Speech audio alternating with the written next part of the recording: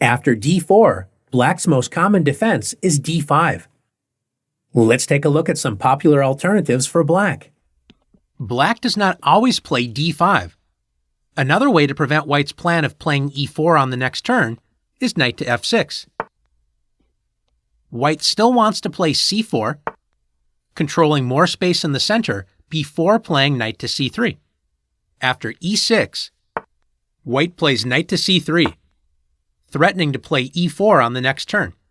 Black can now play bishop to b4, pinning the knight to the king so it cannot support e4. After bishop to b4, this opening is known as the Nimzo Indian defense. Notice after only 3 moves, black is ready to castle. White often plays e3, preparing to play bishop to d3 and e4. One way for black to continue is with b6, so that after bishop d3, black can play bishop to b7, adding another defender to the e4 square and threatening the unprotected g2 pawn. After knight to f3, both sides typically castle. Now that the knight on c3 is unpinned and can help control the center, black usually plays bishop takes c3. And after b takes c3, black doubles white's pawns on the c-file, but also gives white the 2 bishops. Black will enjoy a positional advantage with the better pawn structure, while white will try to open up the position and attack with the 2 bishops, so both sides have good reasons to look forward to the middle game battle. Another way for white to play against the Nimzo Indian is with queen to c2, protecting the knight, which prevents black from doubling white's pawns on the c-file. Notice that the queen also supports e4, so one common idea for black is to play d5. Black gains a fair share of the center and makes it difficult for white to safely play the move e4. Play can be similar to the queen's gambit declined. Sometimes, black does not prevent white from gaining more space in the center with e4.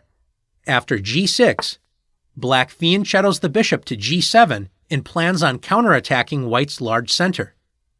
After knight to c3 and bishop to g7, this opening is known as the King's Indian defense.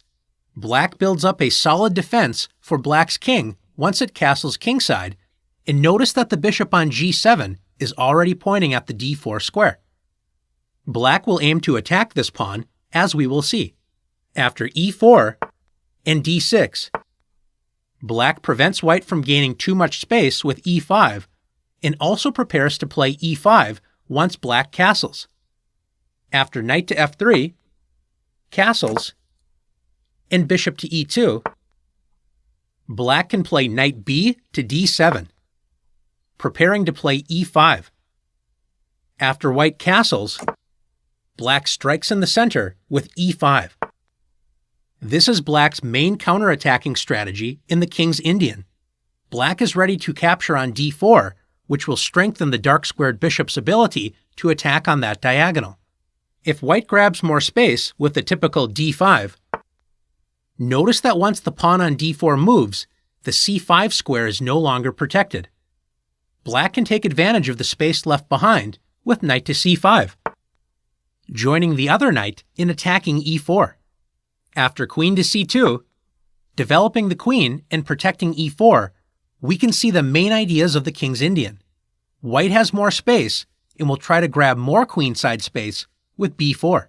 Black often will try to slow white down by playing a5, but black's main idea is to attack white's center with c6, and once the knight moves from f6, play f5, attacking the e4 square and setting up a kingside attack. Another opening similar to the King's Indian in allowing white to play e4 is the Gruenfeld defense. The Gruenfeld starts after black plays d5, attacking white's c4 pawn and allowing white to take over the center with c takes d5, knight takes d5, and e4. Why does black allow white to take over the center so easily? Like the Nimzo Indian, black is going to create a pawn weakness after knight takes c3 and b takes c3. Although the c3 pawn protects d4, it is also a weakness because it can only be defended by pieces and not pawns. This will become a target for black.